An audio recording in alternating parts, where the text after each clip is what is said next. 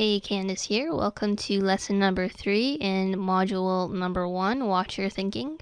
This lesson is called What's Hooking You?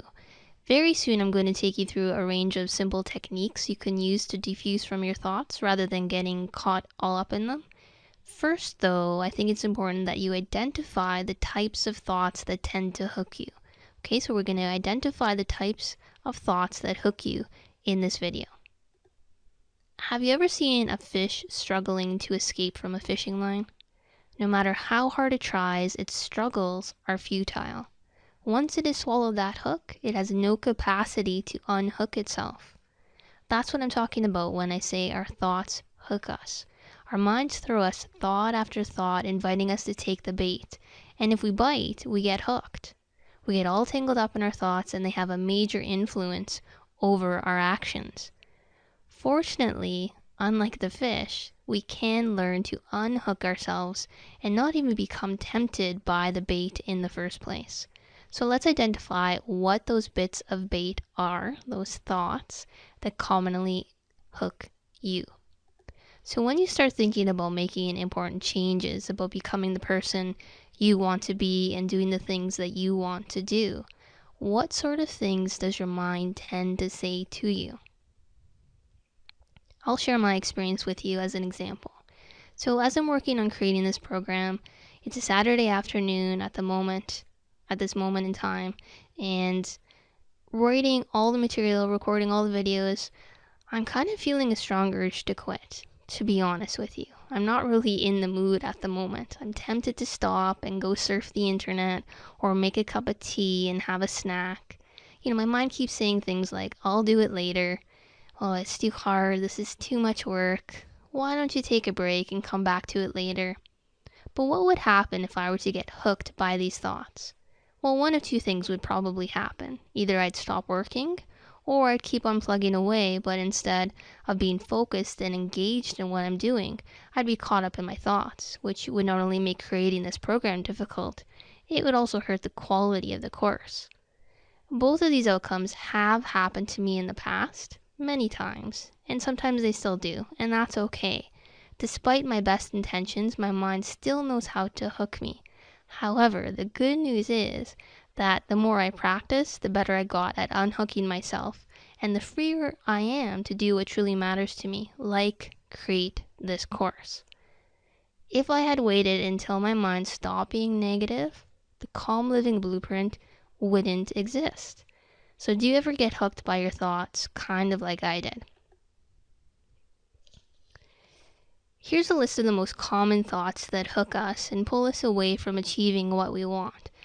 As you listen, see if you recognize any that your mind commonly baits you with. I'm not motivated. I've got no willpower. I'm too busy. I'm too tired. I don't have time. I'll start next week. I'll fail. I'll embarrass myself. I'll make a fool of myself. I don't have what it takes. I'm not ready. It's too hard. I need more practice. I need to read some more books about it. I need more equipment. Other people don't have to go through this. It shouldn't be this difficult. I'm too anxious. I'm too scared. Every time I've tried to change, I've always failed. So why should it be any different this time? Right? I could go on and on. Our minds are truly brilliant at coming up with reasons why we can't do what really matters to us. Collectively, we can refer to all these kinds of thoughts as reason giving. And our minds are like reason giving machines. Now, sometimes at this point, clients I work with say something like, but these thoughts are true, right? Here's the thing. It doesn't matter whether our thoughts are true or false. What matters is whether they're helpful or not. Okay? If we allow these thoughts to guide our actions, will they help us to achieve the results we want? Will they help us to be the person we want to be? Will they help us to create the life we want to live? That's what matters. Okay, so that can be a huge mind shift for a lot of people. And it's one of the big differences that sets apart the Calm Living Blueprint from typical cognitive behavioral therapy. Right? So it's not so much if the thoughts are true or false. That doesn't matter. What matters most is whether they're going to be helpful to you or not. Are they going to help you be the person you want to be? Are they going to help you create the life you want to live? Those are the questions that you want to ask yourself about your thoughts. Okay, so let's look at the most common categories of reason giving to illustrate this better. One common one is fortune telling. And fortune telling is when your mind predicts something will happen, usually something negative, like I won't have anything to say. I'll have a panic attack and won't be able to speak. Or my coworkers will discover that I'm incompetent. Now, there can be a positive aspect to making predictions. We can realistically appraise risks, plan how to respond in worst case scenarios, remind ourselves how we can learn from the experience. For example, suppose I want to write a book and have it published. Thoughts like, sure, if I write this book, there's no guarantee that it'll get published. Many books don't get published. And even if it does get published, it might not make any money. But at least if I write it, I stand a chance. If I don't write it, I stand no chance at all. And in the worst case scenario, even if I never get published, at least I have the satisfaction of knowing I gave it my best shot. Plus, I can work on improving my writing skills. Those kinds of thoughts can be helpful, right? You can see how those may be helpful. But compare that to doom and gloom thoughts like, there's no point starting. It'll never get published. It's a waste of time. Those kinds of thoughts probably aren't going to be helpful if that's what is guiding you. If writing a book was what truly mattered to me, those kinds of thoughts aren't going to help me to do that. Right? Do you see the difference?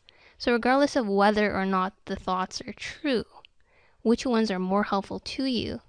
Which ones are going to help you do what truly matters to you?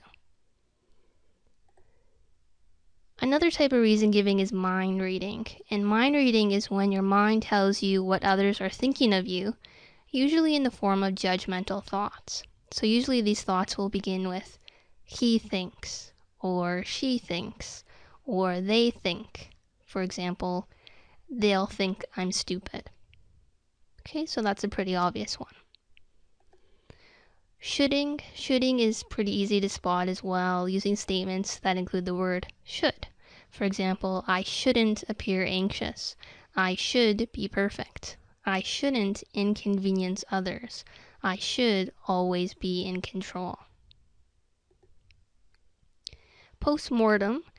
Postmortem is when your mind rehashes or ruminates about what you think happened or should have happened in a social situation.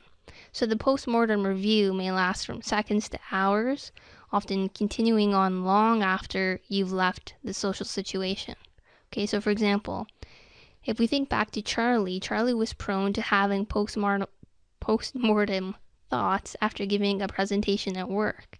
He'd think, I really screwed up that presentation.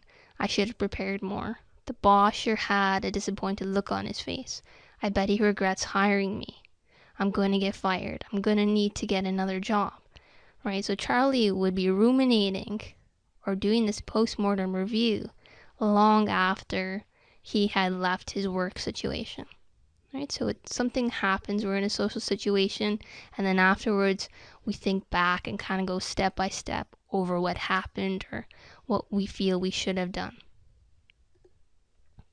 The spotlight effect, this one occurs when you feel you are the center of attention, as if a spotlight were shining on you for all to see. You think everyone is staring at you, even though in reality, that's probably not the case. So most of us, I think, have experienced that one time in our lives or another. Generating stories. So this involves generating stories about who you are in social situations, usually pretty negative stories. For example, in social situations, I feel like I'm an imposter. In social situations, I'm someone who always says the wrong things. In social situations, I'm someone who can't do small talk. Right? So we create these stories, generate these stories about ourselves, kind of predetermined stories of how we'll act or what we'll be like. Comparison's pretty straightforward. Our minds compare us unfavorably to others who seem to do it better, have more talent, or have it easier, at least in our own minds. If our minds compare us to others in a respectful and constructive way that allows us to learn, grow, and develop, that's generally helpful. Like if your mind says, Tiger Woods can golf much better than I can. I wonder what sorts of things he does to improve his game. How much does he practice? How can I start to do some of those things? Right? That's probably going to be helpful for you and motivate you to get better. On the other hand, if your mind just blathers on and on about how others are so much better than you, then that's not likely to be of much use. And the last one is obstacles. Our minds point out all the obstacles and difficulties that lie in our path. We can use these thoughts to help us figure out how to overcome these obstacles, and this is likely to be helpful. So for example, suppose the obstacle is a lack of time. Your mind says, I'm very busy, so to make time to practice, I'll have to cut back on the amount of TV I watch. That's helpful. But if your mind just keeps going over and over all the potential obstacles, complaining about them, and telling you how hard it all is, without looking for constructive, practical solutions, then those thoughts are likely to be unhelpful.